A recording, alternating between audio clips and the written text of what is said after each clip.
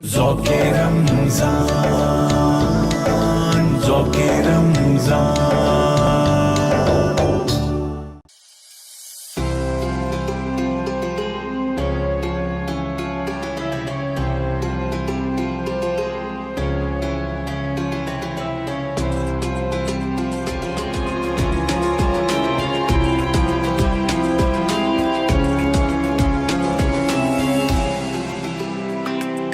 خودی کا سر نہاں لا الہ الا اللہ، خودی ہے تیغ و فساں لا الہ الا اللہ۔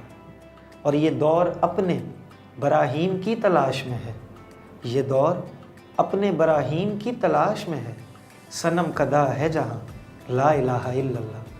اور اگرچہ بت ہیں جماعت کی آستینوں میں، اگرچہ بت ہیں جماعت کی آستینوں میں، مجھے ہے حکم اذاں لا الہ الا اللہ۔ معزز سامعین کرام، السلام علیکم ورحمۃ اللہ وبرکاتہ۔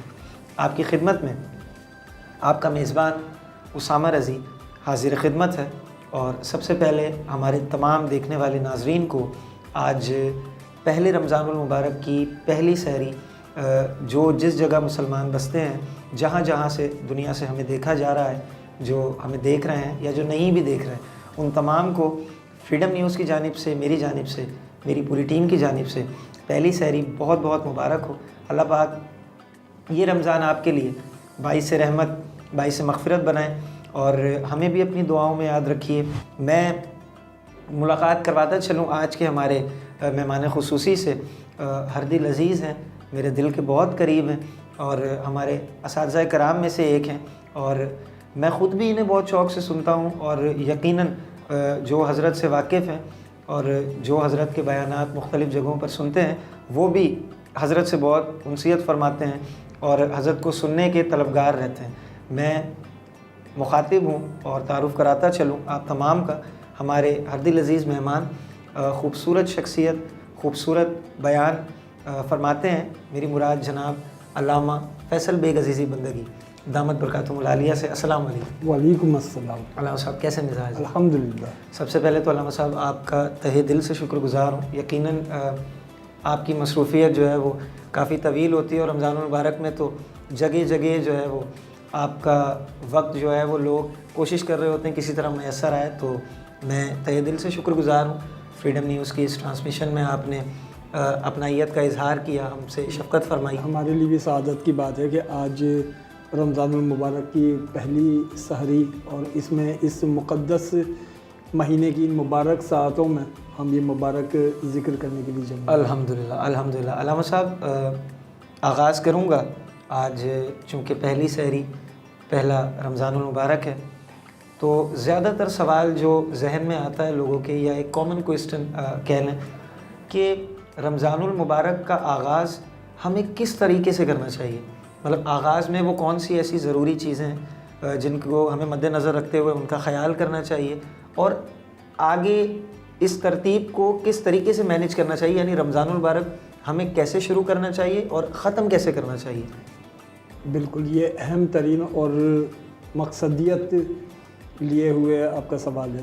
قرآن حکیم میں ارشاد ہوتا ہے، یا ایھا الذین آمنوا کتب علیکم الصیام، اے ایمان والو ہم نے تم پر روزہ فرض کر دیا، لازم کر دیا، کما کتب علی الذین من قبلکم، اور تم اکیلے نہیں ہو جن پر تم پر فرض کیا ہے، تم سے پہلی امتوں پر بھی ہم نے فرض کیا تھا، لعلکم تتقون، مقصد یہ ہے کہ تم متقی بن جاؤ۔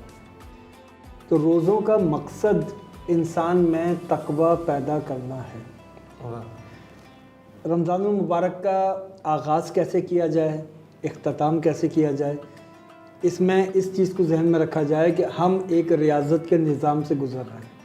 عام طور پہ لوگ یہ سمجھتے ہیں کہ رمضان المبارک میں قلیل عبادت کا کثیر اجر ملتا ہے، یعنی نوافل ادا کریں گے تو اجر فرض کے برابر ہے، فرض کا اجر 70 گنا، اور 70 گنا کا مطلب 69+1 نہیں ہے، 70 گنا کا مطلب ہوتا ہے کہ کاؤنٹ لیس، عربی میں 70 کا عدد استعمال ہوتا ہے یعنی گمان سے، تعداد جس کی شمار نہ کی جا سکے۔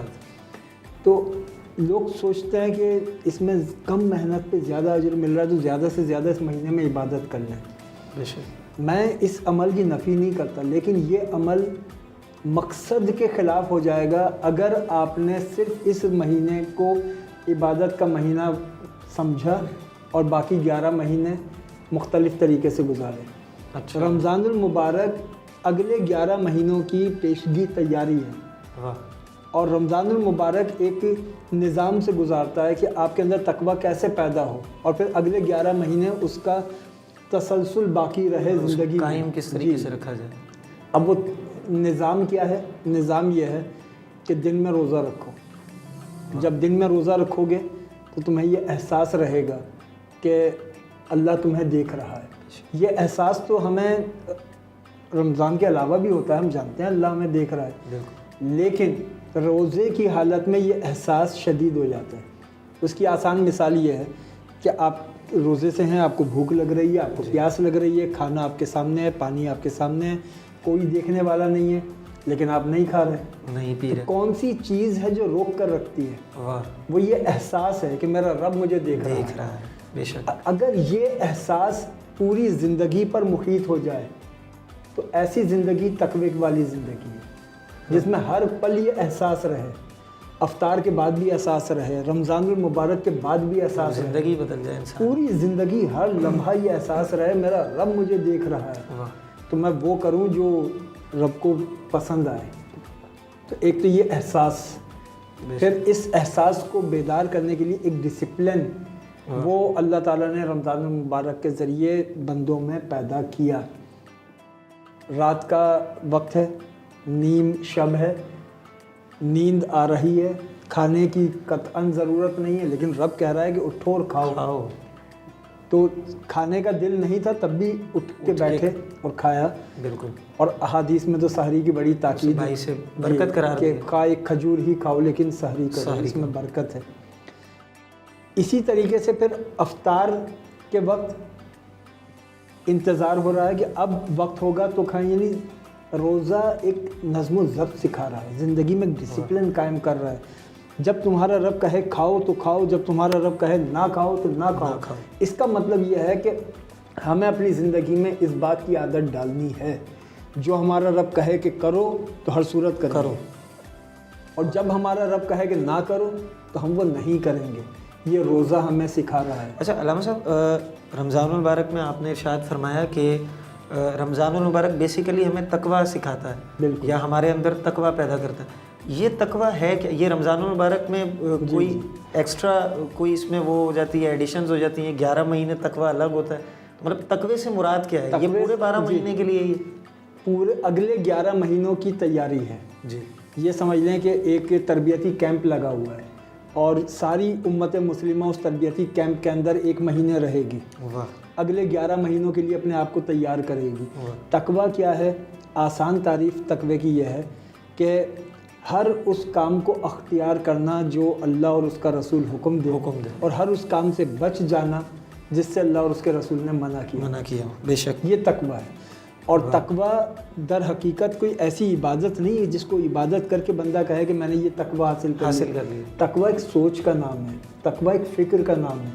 جب ہماری سوچ کے دھارے درست ہو جائیں گے، ہمارے کلام کی سمت درست ہو جائے گی، ہمارے روز و شب کے معمولات ترتیب میں آ جائیں گے، تو یہ سب چیزیں مل کر تقویٰ بنتی. تقویٰ ایک کمپریہنسو نظام ہے جس کے اندر پوری انسانی زندگی ایک ڈسپلن میں اور ایک آرڈر میں آ جاتی ہے، ڈھالی جاتی ہے.